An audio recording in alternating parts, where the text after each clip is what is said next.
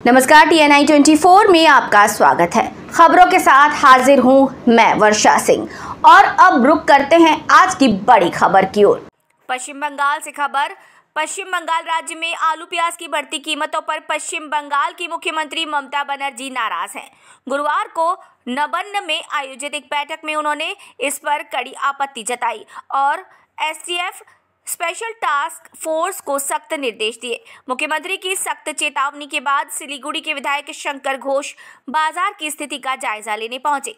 इस दिन विधायक ने बाजार का दौरा कर वहां की पूरी स्थिति का निरीक्षण किया। उन्होंने कहा, मुख्यमंत्री के बयान का बाजार पर कितना असर हुआ है और STF की ओर से बाजार में कोई टास्क फोर्स आई है या नहीं, ये देखने के लिए मैं यहाँ आया हूँ।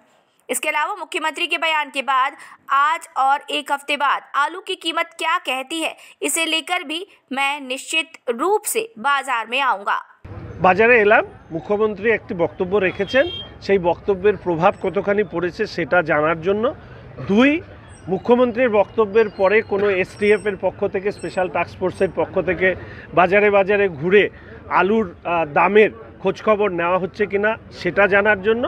তিন, মুখ্যমন্ত্রী যেহেতু প্রতি 24 ঘন্টায় বক্তব্য পাল্টান, আজকে রেজিস্টার্ড করে গেলাম যে এই বক্তব্য শোনার পরে আলুর দাম কী ছিল আর আগামী 7 দিন পরে কি হবে সেটা দেখার জন্য নিশ্চিতভাবে আসবো। পুলিশ প্রশাসনের একাংশকে নিশানা করেছেন গতকালকে মুখ্যমন্ত্রী পেঁয়াজ এবং আলু। ওনার বড় পুলিশরা চুরি করে আর ছোট পুলিশদেরকে চোর বলে পুলিশ মন্ত্রী তো নিজেই নিজের মর্যাদাকে ক্ষুণ্ণ করেছেন। যারা রাজ্যের সমস্ত পুলিশ বন্ধুদের কাছে আমি এই আবেদন রাখতে চাই, যে রাজ্যের পুলিশ দপ্তরের মন্ত্রী পুলিশদেরকে চোর বলে সে আবার পুলিশ মন্ত্রী কী করে থাকে, এই জিনিস আমি জীবনে শুনিনি। বিবেকবান পুলিশ অফিসার যাদের মেরুদণ্ড এখনও কালীঘাটে বিক্রি হয়নি, যারা পিসি ভাইপো ন্যায় সংহিতার দ্বারা যারা রাজ্য প্রশাসন বা আইন শৃঙ্খলা দেখেন না, সেই পুলিশ অফিসার পুলিশের কর্মী তাদের প্রত্যেকের কাছে অনুরোধ করব, আপনারা যে স্তরে যেভাবে পারেন আপনারা প্রতিবাদ করুন। মনে রাখবেন, পুলিশকে ছোট করে আসলে ওই ভাইপো অভিষেকের কয়েকশো হাজার কোটি টাকা নাকি কত কোটি টাকার সম্পত্তি থেকে এই যে চোর তৃণমূলের নেতারা, আমাদের শহরেও তো তৃণমূলের নেতাদের সম্পত্তি বৃদ্ধি পেয়েছে, আর কোনো কিছু বৃদ্ধি পায়নি।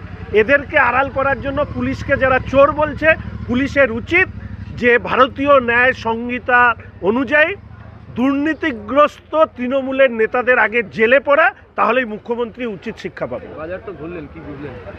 শুধু আমাদের রাজ্যের আলু নাই, অন্যান্য রাজ্যের আলু দেখলাম, আর দাম তো শুনলাম 70, 60, 50, 35 ইত্যাদি ইত্যাদি দাম আছে লাগাম ছাড়া।